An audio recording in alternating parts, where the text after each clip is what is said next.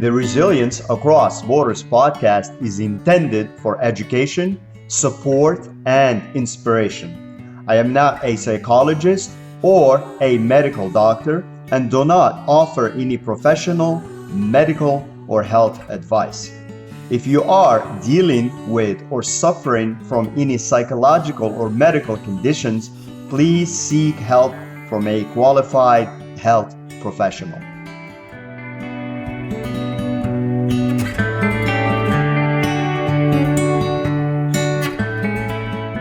Hello and welcome back to Resilience Across Borders podcast. I'm your host, Rachid, and in today's episode, we will talk about how to figure out if you are compatible with a potential partner, romantic that is.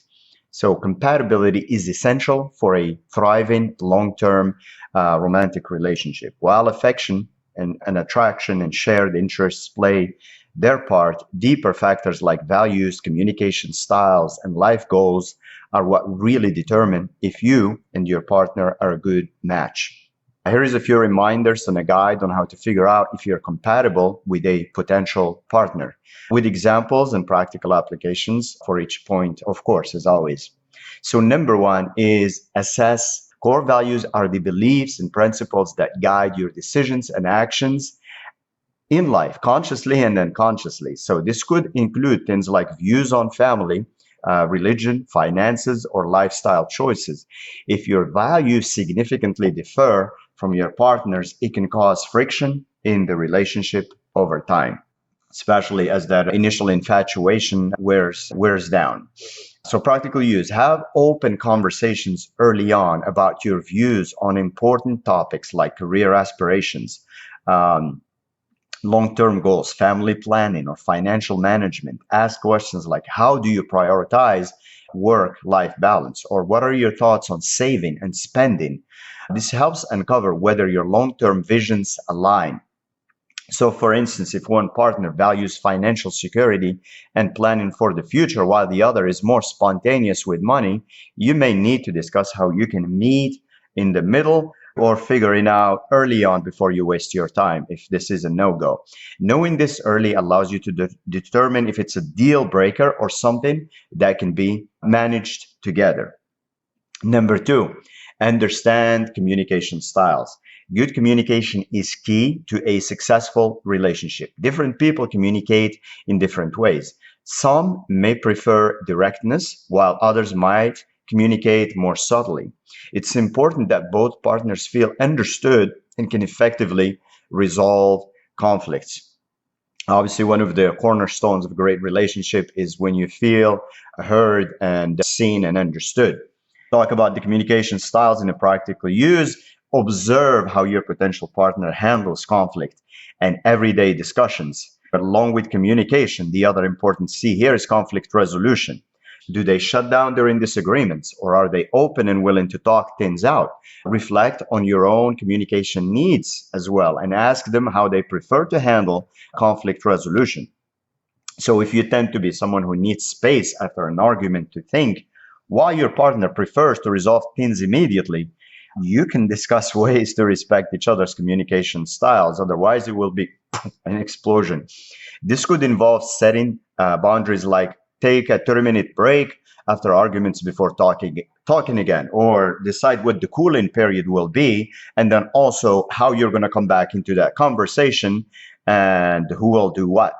It's important to talk about these things at the offset or ahead of time. Number three, evaluate emotional compatibility. So emotional compatibility refers to how well both partners connect on an emotional level. This includes how you support each other during tough times, how you express affections also, and how you share vulnerability. So just pay attention to how your potential partner reacts when you express emotions or share personal challenges. Do they listen and offer support, or do they seem uncomfortable? Also, gauge whether you feel safe opening up to them as well. Do they hold space for you? So if you find that you're always the one providing emotional support, but don't feel the same level of understanding from your partner, it could be a sign that you're not emotionally compatible and it's a one-way situation. Try sharing something personal and note how they respond. If their reaction feels dismissive or detached, that may be a red flag. Number four, align lifestyle preferences. Your daily habits and routines play a big role in how compatible you are with someone. This includes how you both spend free time, your preferences for socializing, and how you manage household tasks if you eventually live together. So discuss what a typical day looks like for each of you. Are you both night owls, or does one prefer early mornings? Do you enjoy similar hobbies, or are there big differences? You don't have to be identical, but finding ways your lifestyles can complement each other and where you intersect is important. So if you enjoy quiet evenings at home while your partner thrives on socializing with large groups, you may need to compromise. You at least have a discussion about that and a conversation with that. For instance, you could agree to a couple of social events per month with the rest of the evenings spent together at home. Number five, examine physical and sexual compatibility. Physical attraction and sexual compatibility can enhance the bond between partners, but it's also important to ensure that both partners feel comfortable and fulfilled in this area. So talk openly about your expectations around physical intimacy.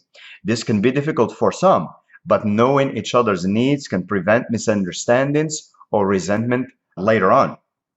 So if one partner has a higher or lower need for physical intimacy, discuss ways to meet halfway. Perhaps physical touch, such as hugging or holding hands, can be an important part of your relationship, even if sexual needs differ. Number six, check alignment on future goals. Long-term compatibility depends heavily on whether your life goals align. This includes goals for career, goals for family, where you want to live, and how you envision your future together. So ask where your partner sees themselves in 5 or 10 years. Do their goals match up with yours? It's important to ensure that you're on the same page about big decisions, such as having children or moving to a new city for work, for instance. If one partner is focused on building a career that may require frequent relocations and the other wants to stay close to family, this could be a major source of conflict. So understanding these preferences early helps avoid disappointment later. Number seven, observe how you handle conflict. I alluded to that within communication. But anyways, no relationship is without disagreement. So how you and your partner navigate conflict is crucial. Healthy conflict resolution means addressing issues constructively without resorting to blame or hostility. So pay attention to how your potential partner reacts during small disagreements. Do they listen to your perspective, or do they try to win the argument? It's helpful to reflect on your own conflict style as well and ask your partner how they typically resolve conflicts in relationships. So say if a disagreement about something minor occurs, like what movie to watch, turns into a heated argument, it may be a sign that your conflict resolution style clash. Alternatively, if you're both able to calmly compromise, it's a good indication that you can handle bigger issues in the future. So if you can't even get past the smaller ones, then the likelihood of working out the big ones is just probably not there. So anyways, to wrap it up, figuring out if you're compatible with a potential romantic partner involves more than just shared interests or chemistry. By assessing core values, communication styles, emotional and physical needs, lifestyle preferences, and future goals, you can get a clearer picture of how well you'll mesh in the long term. So taking time to explore these areas will help you build a strong foundation for a lasting and fulfilling relationship. As always, thank you for tuning into the Resilience Across Borders podcast. If you're enjoying this podcast and finding it helpful to you, please pick up a copy of the companion journal by yours truly called Emo Gym on Amazon. You can follow the blog posts and new episodes as they get added at this URL at resilience.com, ATRESILIENCE.com. Remember to be kind to yourself, be kind to others, and stay resilient.